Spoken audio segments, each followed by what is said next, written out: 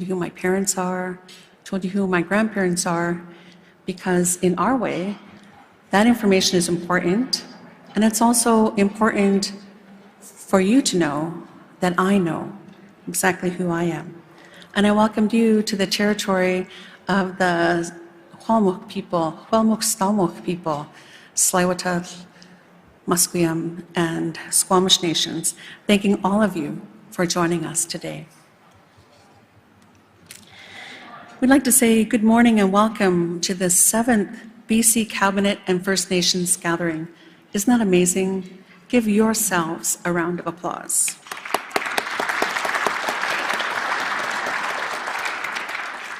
And as I said, I'm Leah George Wilson, Sitsia Ama Siolia from Tsleil-Waututh, and I'll be your MC for the next 2 days. It's so good to be here in person, to see all of you today. It's been a couple of years of all of this virtual kind of meetings, so it's wonderful for us to be in person, and fabulous for all of you to be meeting with all of the different ministers that you'll be meeting with.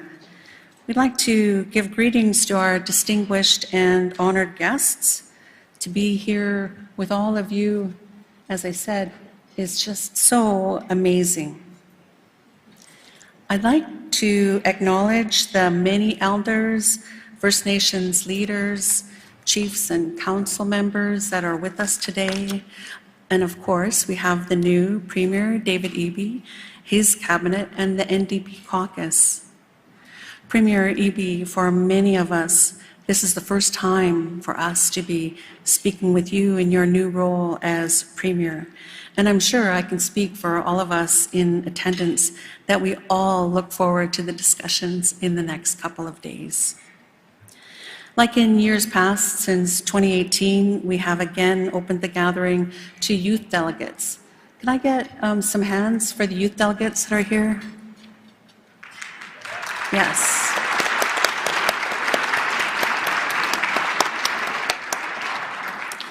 Their tenacities for our communities helps us to remember how our work, your work, benefits our communities and in the future, so our children can be proud of this work. I'd like to also acknowledge the delegates that are joining us virtually on the Feed Loop platform. So give a wave to the ones who are joining us virtually. And of course, wonderful to see all of you who are here in person today. We also have a number of dignitaries joining us. If you want to give a wave when I say your name, MLAs Adam Olsen, Ait Squaichel, Sonia Furstenau from the Green Caucus, both are with us, and Michael Lee from the BC Liberal Caucus. We also have officials from Justice Canada and Crown, Indigenous Relations, and Northern Affairs Canada are here as well. 30 organizations have joined us as exhibitors who you can visit in Ballroom A just through this opening during this conference.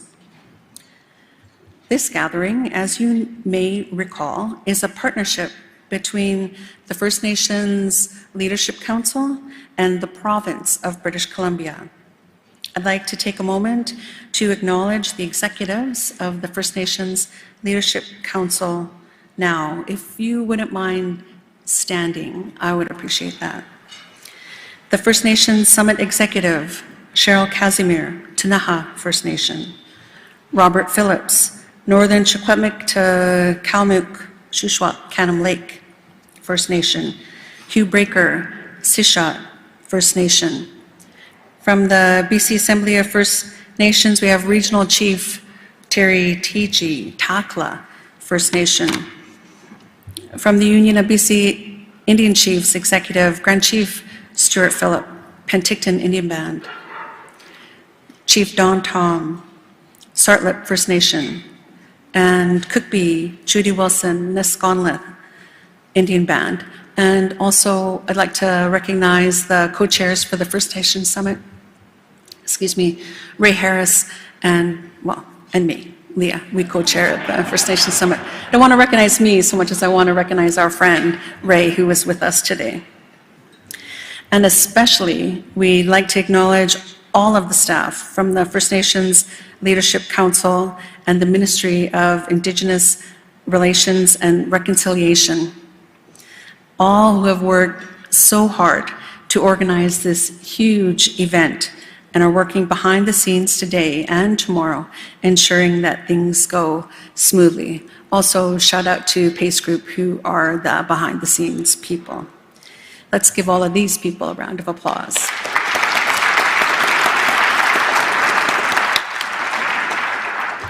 This year's event is the biggest we've ever had. There are more than 800 face-to-face meetings scheduled to take place over the next 2 days. I heard one First Nation group say they had 14 or 15 meetings in these next 2 days. I think that is so amazing, and I hope that you all have good meetings. Delegates have made the journey here from 200 communities and organizations. During the next 2 days, First Nations and provincial leaders will meet face-to-face and in groups to discuss issues that are critical to all First Nations people and to your communities: Indigenous rights, governance, self-determination, and reconciliation. These are 4 really broad topics, and I know we could easily fill up 2 days with just one of those topics. Yet we will be touching on all of them because they are all important to all of us collectively in this room. We have a lot to get through, and I'd like to invite nope, I'm not going to invite them just yet. I am going to welcome Councillor Charlene Alec Simtonot. No, it's a little bit off. Simtonot, to come and join us and open our gathering in a good way with a welcome to the territory and a prayer.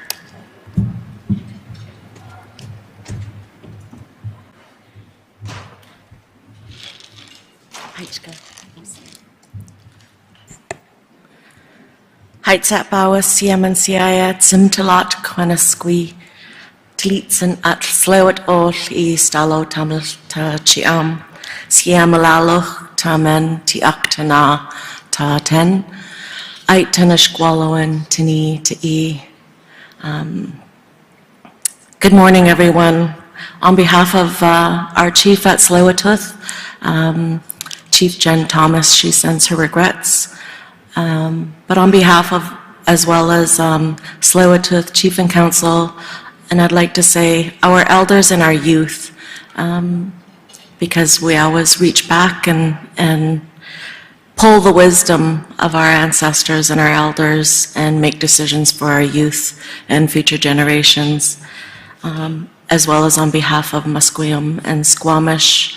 I come to you with good feelings in my heart to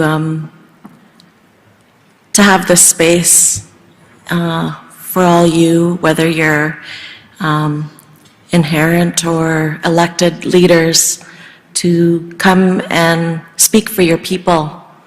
And may this space be a place where our ancestors can come and be with you, to use your voice for the much needed help that our Khomluch people need back at home, whether it be housing, education, health, or to lift the standards of our people.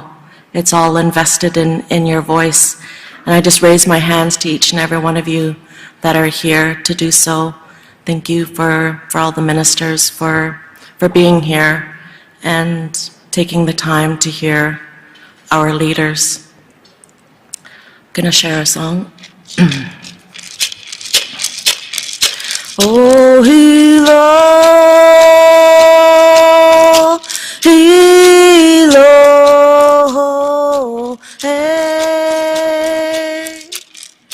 Oh, hilo, hilo.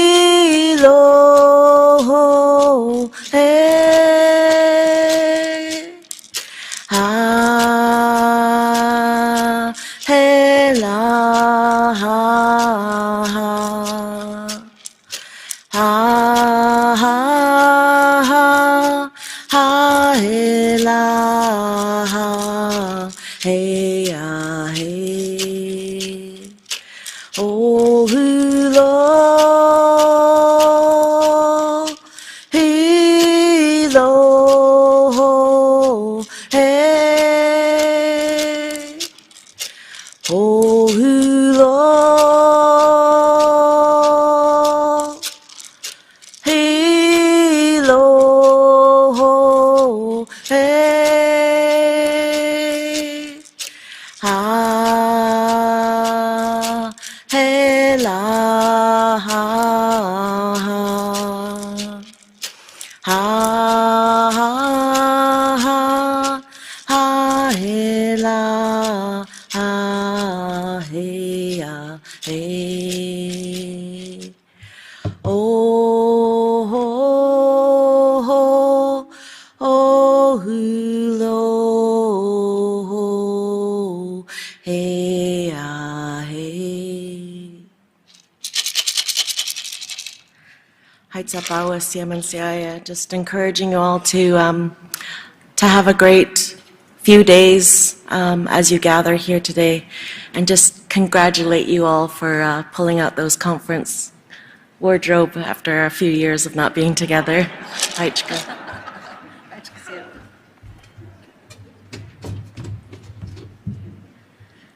Haichkasiam Samtalot Charlene Alec from the Tsleil-Waututh Nation for that lovely song, and welcome to the territory. I'd like to invite to the stage the following for their opening remarks. Grand Chief Stuart Phillip from the Union of BC Indian Chiefs, Cheryl Casimir, First Nations Summit, Regional Chief Terry Tiji, and Mr. Premier David Eby. Would you please make your way up to the stage?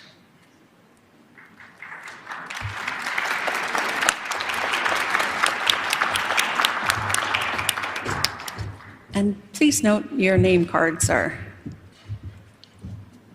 at your chair. I should let you know, while everyone's getting settled, is that we are live streaming these opening remarks on the BC Government Facebook account. Don't you just love Facebook? And it will be available afterward for those of you that want to watch it again when you get home.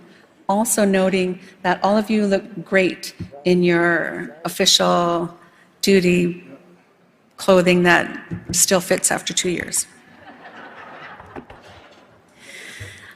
Our first opening speaker is Grand Chief Stuart Phillip, Aussie Youth of the Union of BC Indian Chiefs. He is a member of the Penticton Indian Band and has been president of the UBCIC for 8 terms. He has a long history advocating for the title and rights of Indigenous peoples for all of us, not just his community, for all of us and all of our organizations supporting communities in need. Please welcome Grand Chief Stuart Phillip.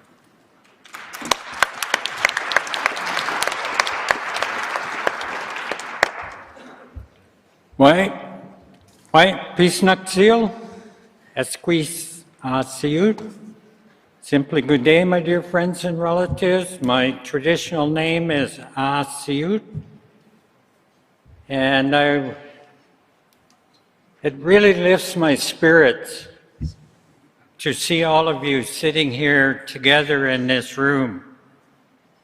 In every sense of the word, representing the future of our province in terms of true, genuine reconciliation.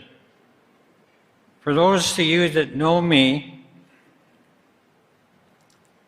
I've always said that reconciliation is not for wimps. And I also say something else. I say BC rocks. Oh, see ya.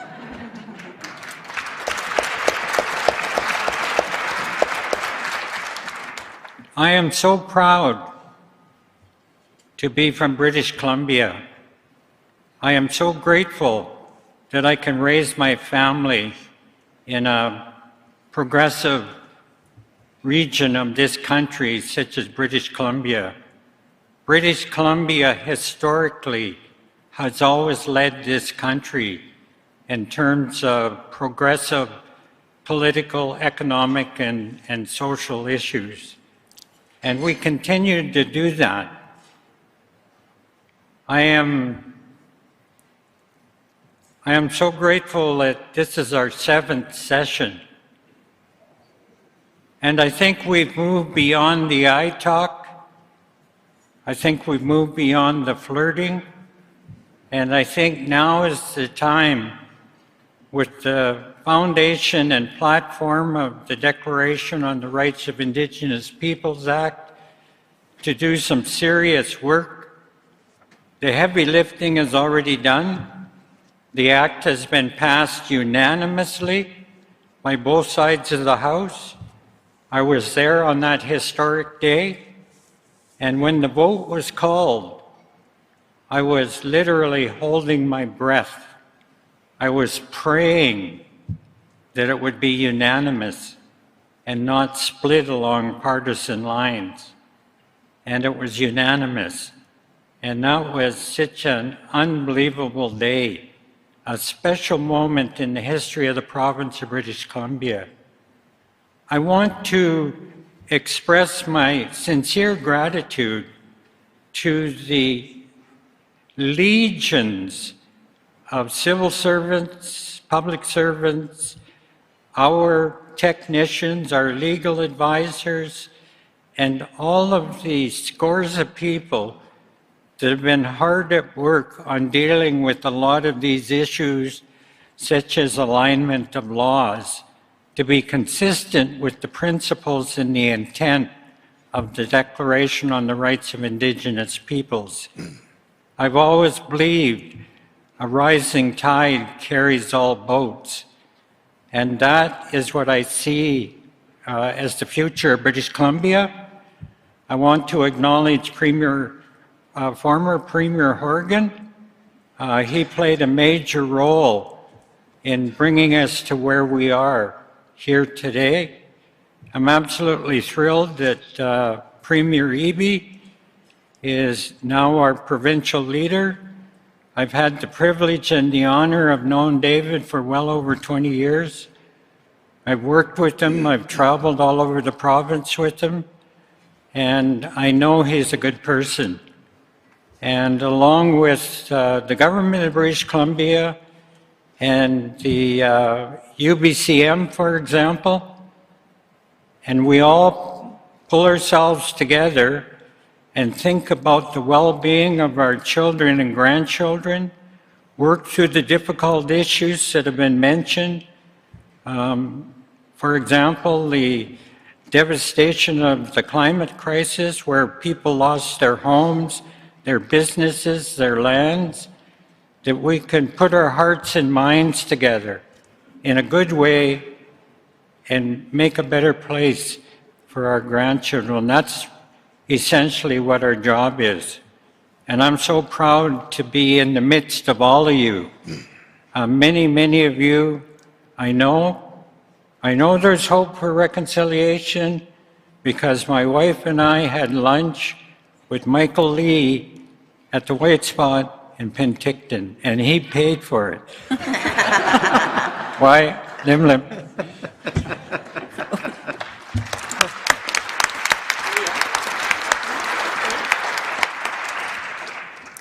Our next speaker is Cheryl Casimir Aksmuknik Pitsak Pashki of the First Nation Summit.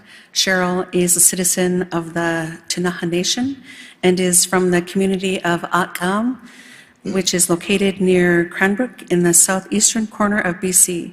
She is in her 4th term on the First Nation Summit Political Executive. She has worked throughout her life to address fundamental title and rights issues and has advocated for First Nations issues and inclusiveness of perspectives at all levels. Please welcome Cheryl Casimir.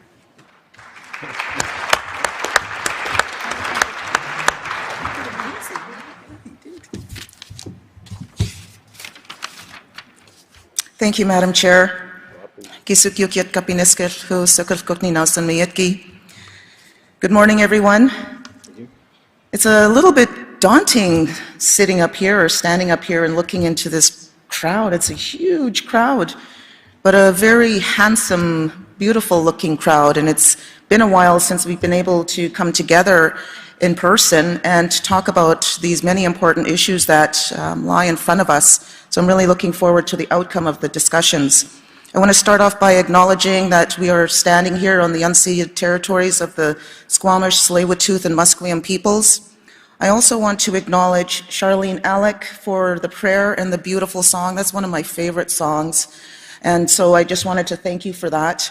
And I also want to say to Charlene that I support your comments about the fact that we've had to dust off our conference clothes and start to wear them again. I think long gone are the days of being able to shut off your camera and sit there in your pajamas and do work. I'm going to miss those days. I also want to acknowledge the leadership here, First Nations leadership, who have taken the time out of your busy schedules to be with us today. And I know that you're here because this work is really important to you and to your communities, your children and your families. And I want to thank Premier Eby and his cabinet and his leadership for meeting with us for the 7th time for the First Nations Leadership Gathering. We have a lot of work ahead of us.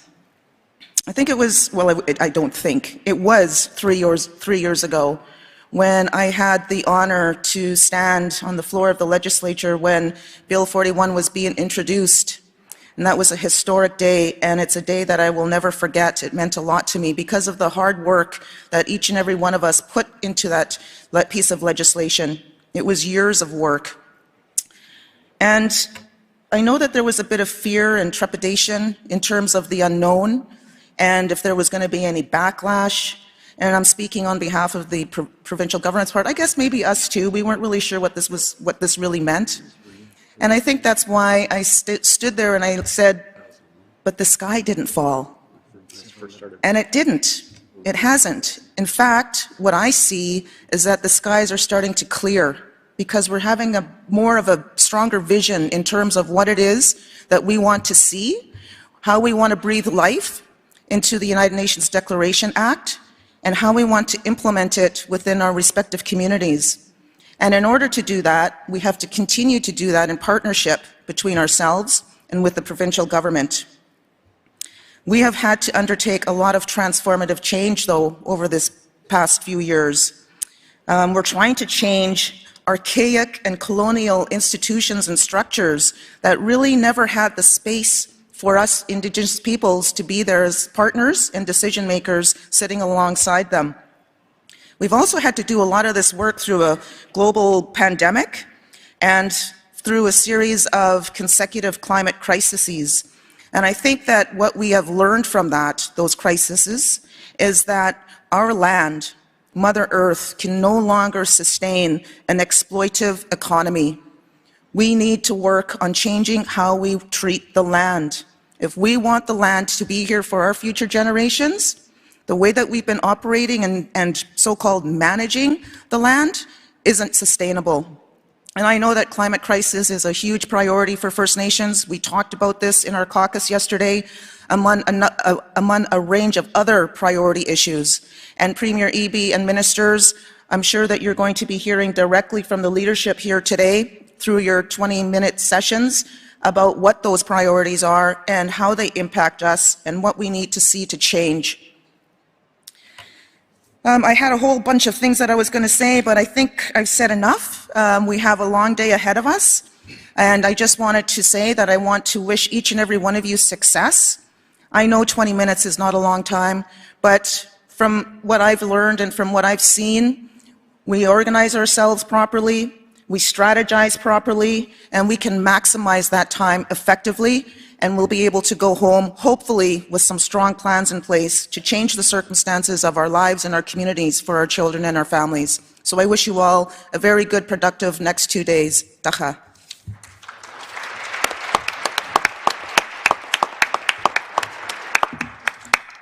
Thank you, Cheryl. I'd like to welcome to the podium or if he's going to stay there. Our next speaker is Regional Chief Terry Teegee of the BC Assembly of First Nations. Terry is a member of the Takla Lake First Nations. He is in his second term as Regional Chief for BC AFN. He has a deep understanding and involvement in natural resources development and policies. Always says he's a recovering registered professional forester. He has worked to unify and support people working towards the recognition of our inherent rights and title. Please welcome Regional Chief Terry Teegee. Thank you, Leah. Deniza, Tsekuza, Skyza. First of all, I want to acknowledge the Musqueam, Squamish, and Tsleil-Waututh, and thank you for the opening, the song. Delegates, chiefs, hereditary chiefs, leadership, youth, elders, residential school survivors, intergenerational survivors. It's really a pleasure to come and meet after 2 years of living through the pandemic. Whoever thought we would have canceled meetings on March 11th and sent everybody home, and our world changed. And what the pandemic did was really expose the shortcomings of our relationships, of government, of our healthcare system, the issues of not only the healthcare system, but also what we were experiencing even before the pandemic, the opioid crisis and homelessness. Certainly many of these issues were brought forward yesterday in the caucus room with our chiefs, and we do have an open letter to you, Premier Eby. I also want to recognize, I was hoping a former Premier would be here, John Horgan, and recognize his leadership and his many years. Certainly when I met him many years ago as part of some of the work I was doing for my nation, Takla Nation, fighting for Amazigh Lake, there was John Horgan, Scott Fraser, Doug Donaldson, Shane Simpson.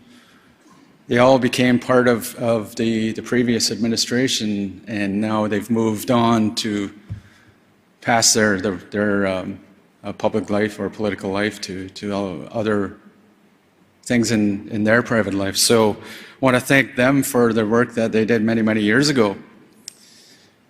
And as I worked for my community and my tribal council in those years, in 04, 05, before I ran for chief, I did have the opportunity of first meeting our now Premier Eby when he used to work for Pivot Legal and also for Civil Liberties, because of the issues that we were experiencing of our Indigenous peoples with the RCMP in Prince George. So certainly the assistance and help that you brought forward back then, we're looking forward to now.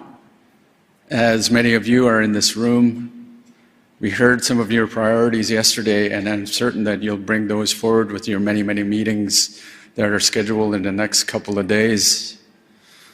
But as we met, and many of the conversations that I had with then his lawyer life, Premier Eby, we finally got an opportunity to meet in a room and physically, and I realized how short I was. And standing and literally looking up to him, I realized, okay, I'm not that tall. I'm not that tall, and certainly it does take a tall person physically and perhaps figuratively to become a leader of this place that really rocks British Columbia. Last couple of weeks has been terrible on my sleep, as I did have the opportunity to represent the Assembly of First Nations at the Conference of the Parties 27 on climate change. And I had the opportunity to speak to the President Lula from Brazil, and many Indigenous peoples who looked at us as Canada as a beacon of light, of leadership. We passed United Nations Declaration Act, but who's the shining star out of Canada? It's British Columbia. As we celebrate 3 years yesterday, as I stood with my colleagues from the Leadership Council in the legislature of passing Bill C-41, And certainly the journey hasn't been easy. There's been setbacks. But as Grand Chief said last week at the meetings on child welfare, and the amendments came through, which is great to take over jurisdiction, there's no turning back. There's no turning back. We're moving ahead. And whether we do have some shortcomings on some of our relationships, we're still moving forward with our relationship with the provincial government, and that's a good thing. And certainly with my other colleagues from other provinces here in Canada, they're looking to us. They're looking to British Columbia for leadership. They're looking to British Columbia to develop, which is my file, a national action plan to implement the declaration, Bill C-15. And certainly we do have that experience here in British Columbia, as we do have the 89 commitments on our action plan. We have 5 years, and to align many of the colonial laws with the United Nations Declaration. I wish you well on many of your meetings. And just a note to that, as I said yesterday, if there's anything concerning to you and anything that you need help with to push forward on some of your agenda items, let us know at the FNLC so we can push too and help you in any of these very important matters. And one of the things that, as Leah stated, I am a recovering forester, and forestry has been, and this is to Minister Conroy, has been a very difficult one to align the laws with. It was a part of the commitment document that was signed in 2016. It was environmental assessment, child welfare, and forestry. I've been banging at the table for the last several years on forestry, and there hasn't been enough movement. There has been challenges, and we need to get moving on aligning Forest Range and Practices Act and Forestry Act. So thank you, and wish you well. Masicho.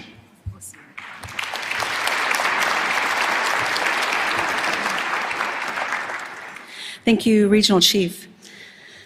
Our last speaker is BC's Premier, the Honourable David Eby. David Eby is the elected MLA for the riding of Vancouver Point Grey. He was first elected to the provincial government legislature in 2013 and has been re-elected 3 times. Previous to becoming an MLA, he was an award-winning human rights lawyer. Now, he is the new Premier and the President of the Executive Council. This is his first time addressing the BC Cabinet and First Nations leaders gathering. I'd also like to say that we had the honor to see Premier Eby sworn in at Musqueam Cultural Centre, using not only the ceremony and the pomp and circumstance of the legislature, but also the ceremony of our Huelmuk people, the ceremony of Musqueam. We heard Musqueam language. We saw Huelmuk ceremony. And I must say, Mr. Premier, that did a lot for our First Nations community, because we could see ourselves, and for that, we raise our hands. Let's give a warm welcome to Premier Eby.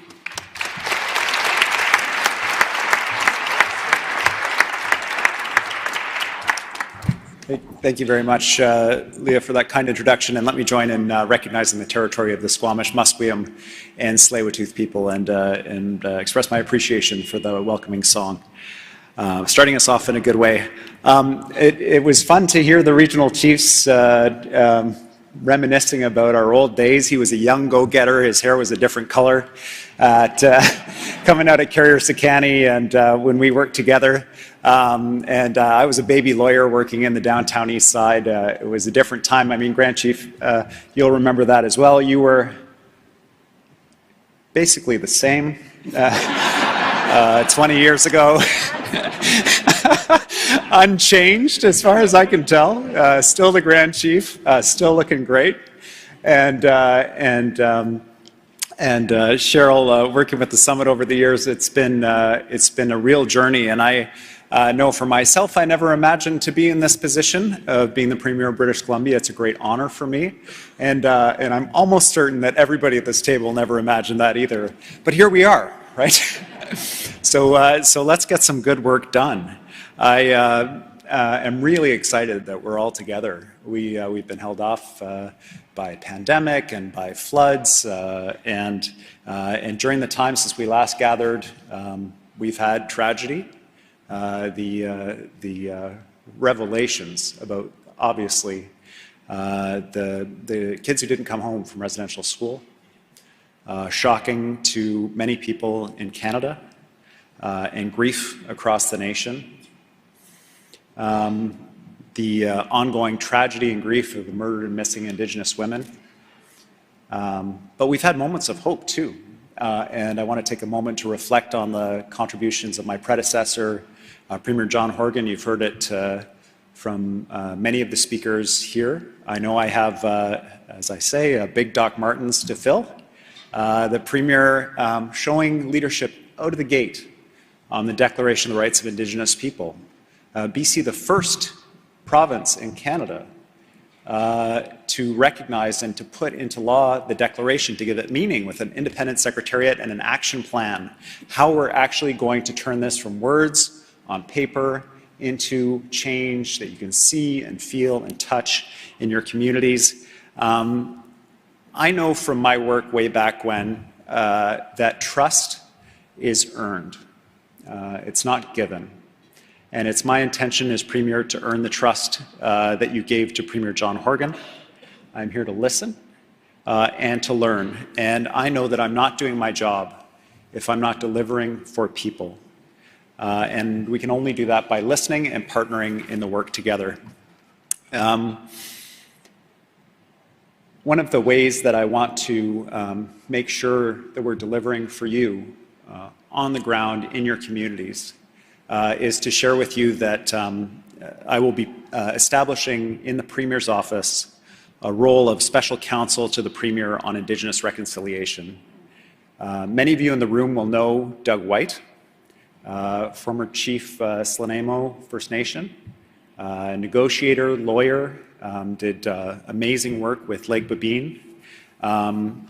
He recently was co-chair of the First Nations Justice Council, where I first met him.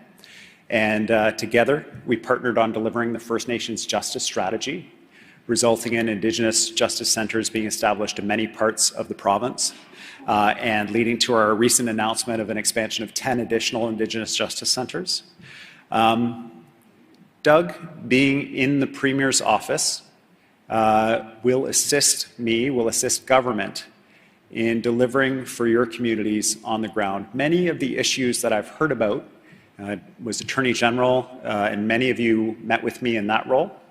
Many of the issues that I heard about in those rooms crossed over multiple ministries.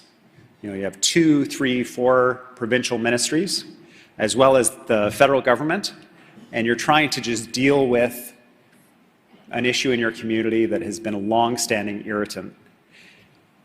We are committed to the action plan. We are committed to the Declaration of the Rights of Indigenous People, the big picture things, the foundational work we have to do to work together.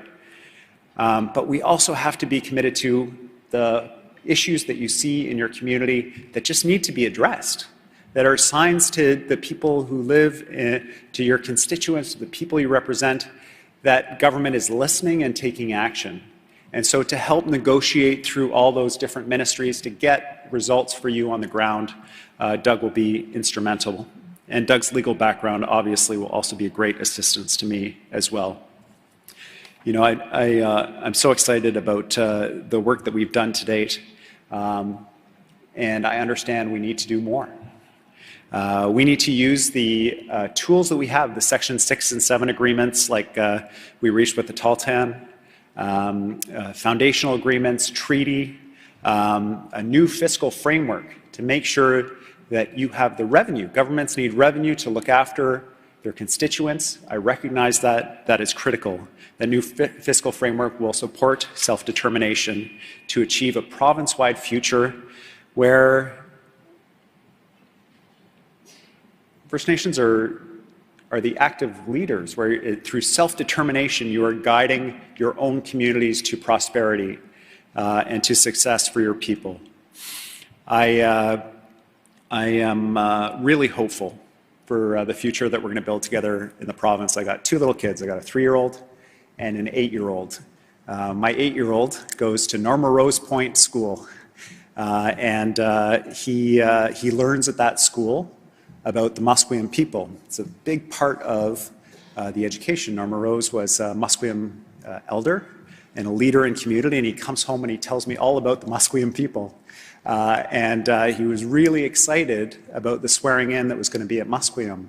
And that event, it changed me forever. It was such an amazing event, and I will always do my best to be as forthcoming as possible with you. The reason why it was at Musqueam is because Government House was booked with a fundraiser, okay?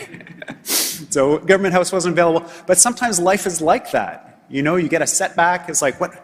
We can't book a Government House? Seriously? Like, it's not, okay, it's fine. What are we going to do? It has to be in the community. And called Chief Wayne Sparrow and said, can we do it? Can you host us at Musqueam? And the chief and council made the decision that we could. And it was such an amazing event. It was a combination of Musqueam tradition and ceremony, and the Lieutenant Governor swore me in, and it was, in the words of a witness that a friend of mine who came forward, you know, it was an expression of tradition of working together, and it was very meaningful. But for my son, you know, he saw the Musqueam warrior dancers come in. He saw his dad get blanketed. He saw the Lieutenant Governor do the swearing in. That is something that will stay with him for his whole life. He saw a $100 rebate on BC Hydro bills for every British Columbian. This is a special day for him, for many families across the province. I want to thank all of you for being here. I know many of you came a long distance for these meetings. My colleagues, cabinet ministers, MLAs are here. We are all working together to build the province that we know British Columbia can be, and we can only do it together, and events like this make it possible. So thank you for your efforts in being here. I really look forward to our meetings today. Thanks very much.